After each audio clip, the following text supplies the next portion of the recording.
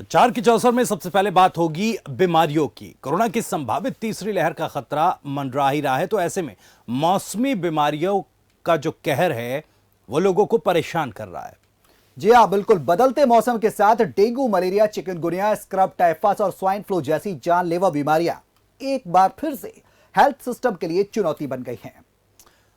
क्या राजस्थान, क्या पंजाब और क्या दिल्ली, हर तरफ dengue, malaria, chikungunya, swine flu जैसी जानलेवा बीमारियों ने अपने पैर पसारने शुरू कर दिए हैं। बात राजस्थान की जाए तो राजस्थान में अब तक 9,000 से ज्यादा डेंगू के मामले दर्ज किए गए। वहीं पंजाब में भी डेंगू का प्रकोप बदस्तूर जारी है।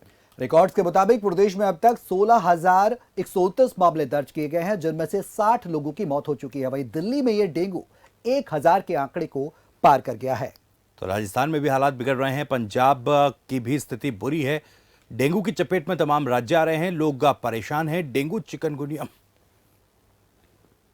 तो जसवीर हमारे संवाददाता पंजाब से हमारे साथ फोन लाइन पर जुड़ चुके हैं अधिक जानकारी के लिए। जसवीर, पंजाब के क्या हालात देख पा रहे हैं आप? डेंगू लगातार बढ़ता जा रहा है, किस तरीके से तैयारियां सरकार की वहां पर हो रही है, क्योंकि 16,000 से ज्यादा मामले आ चुके हैं डेंगू के? देखिए, कोरोना के बाद जो है मौसम की तब्दीली के बाद जो डेंगू, स्वाइन फ्लू जैसी बीमारियां लगातार बढ़नी शुरू हो चुकी है। पंजाब की अगर बात करें तो पंजाब में भी लगातार जो आंकड़ा है डेंगू मरीजों का लगातार बढ़ता जा रहा है। अगर बात अमृतसर की करें तो केवल अमृतसर में ही 1400 जो पेशेंट है वो जो है डेंगू के पाए जा रहे हैं, जिसके चलते अब हेल्थ डिपार्टमेंट की चिंता और भी बढ़ चुकी है। लगातार प्रयास किए जा रहे हैं सरकार के तौर पर, हेल्थ डिपार्टमेंट के तौर पर, हर एक घर गाँव में जाकर जो है वो मच्छर को मारने के लिए मेडिसिन जो है वो दी जा रही है। लेकिन उसी के दरमियान भी लगातार जो है केसेस जो है वो डेंगू के बढ़ते जा रहे हैं। आप देख सकते हैं इस समय हम मौजूद हैं अमृतसर के जो एक गांव है सुल्तानविंड, वहां पे है किस तरह से गंदगी जहां पर दिखाई दे रही है, मच्छर जहां पर पलते हुए दिखाई दे रहे हैं, और आप देखिए किस तरह से हालातों में लोग रह रहे हैं। तो ऐसे में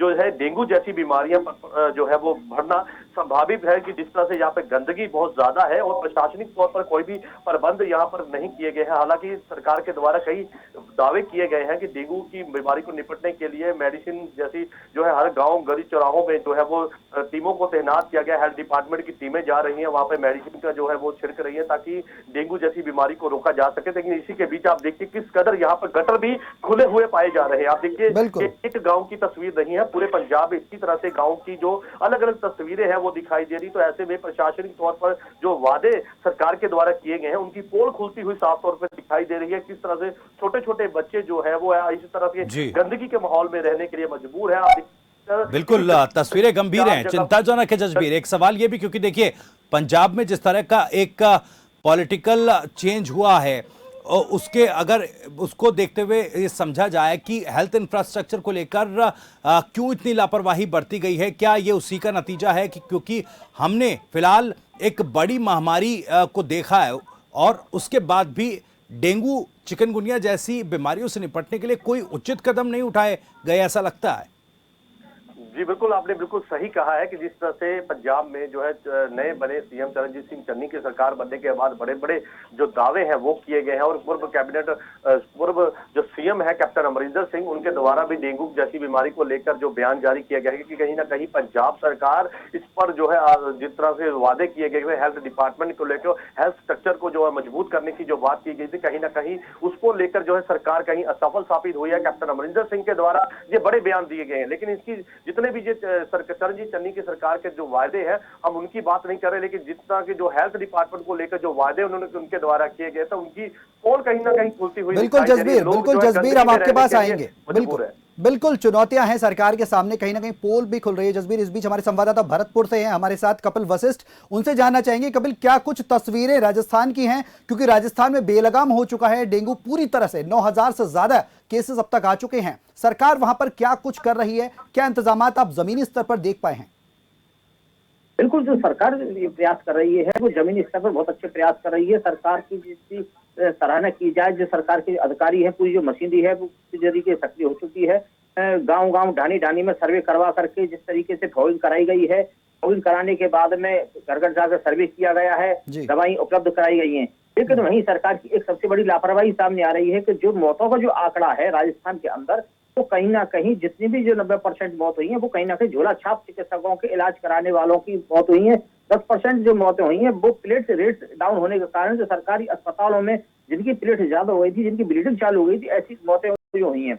अगर जो बात करते हैं जिले की, जो सबसे ज्यादा आज की तारीख में उत्तर प्रदेश, हरियाणा और एमपी से सटा हुआ जो क्षेत्र है, वहाँ जो राजस्थान का जो पूरी सिंहद्वार है, यहाँ भी जो मेवात है, मेवात में भी जो लोगों ने जो वैक्सीन के कारण जो दूरी बना के रखी थी और जो वैक्सीनेशन का जो मामला था वो भी सबसे कम हुआ।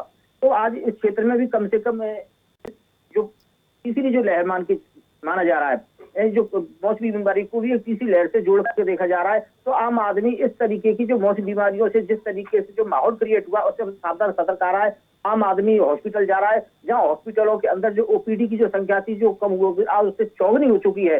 ब्लड बैंकों में जितना ब्लड चाहिए होता था, आज उससे 10 गुना ब्लड बैंकों में लेकिन कपिल ये सवाल यहाँ पर है कि आखिर जब अब पूरा प्रशासनिक अमला या फिर यूं कहें कि सरकार सक्रिय हो गई है डेंगू को लेकर, लेकिन बरसात के मौसम को देखते हुए आमतौर पर जो बरसात के बाद पानी जमा होता है, मच्छर पनपते हैं, बीमारियां फैलती हैं, क्यों कोई प्रिकॉशनरी कदम नहीं उठाए गए?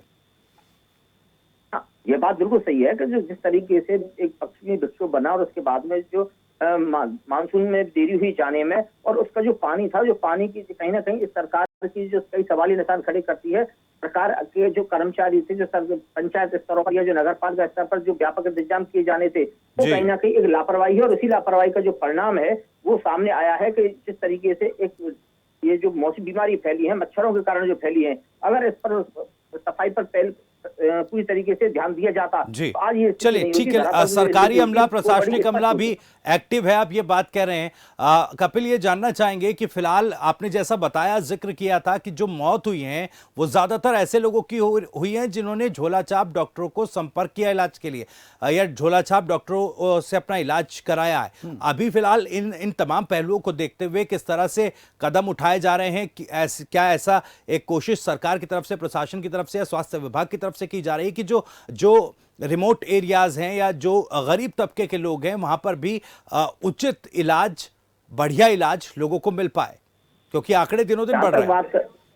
जहां तक बात करें, सरकार के द्वारा जो गांवों में जो चिकित्सकीय संसाधन उपलब्ध होने चाहिए थे, वो आज चिकित्सकीय संसाधन उपलब्ध नहीं है, चिकित्सक उपलब्ध नहीं है, पर्याप्त मात्रा में गाँवों के अंदर दवाइयां उपलब्ध नहीं है, सफाई नाम की कोई व्यवस्था नहीं है, जिस कारण लोग मौसमी बीमारियों से ग्रसित हो रहे हैं। और झोला छाप चिकित्सक गाँव और ढानी ढानी में जो कुकुर बत्तों की तरह फैले हुए हैं, वो कहीं ना कहीं एक जानलेवा। बिल्कुल कपिल, ये एक बहुत बड़ी चुनौती बनी हुई है। बहुत भारी हैवी ट्रीटमेंट दिया जा रहा है। इसलिए सरकार ने इन लोगों पर समय रहते कोई कपिल बिल्कुल सही कह रहे हैं आप। प्रशासनिक जो आंकड़ा बहुत अंतर आएगा जी, प्रशासनिक अमला पूरी तरह से फेल नजर आ रहा है, स्वास्थ्य विभाग पूरी तरह से फेल नजर आ रहा है फिलहाल कपिल।